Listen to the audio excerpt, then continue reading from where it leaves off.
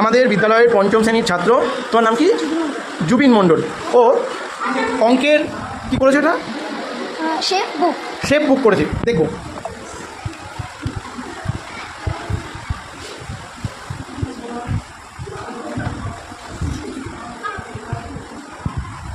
এটা কি হচ্ছে? বর্গক্ষেত্র। গুড। এটা কি? আয়তক্ষেত্র। দুপাশে দড়ি দিয়ে টানলে কাগজটা অটোমেটিক আয়তক্ষেত্র হয়ে যাবে, তাই তো? এটা ত্রিভুজ। হাত সহ দেখা যাচ্ছে না? ত্রিভুজ। গুড। এটা কি? শঙ্কু।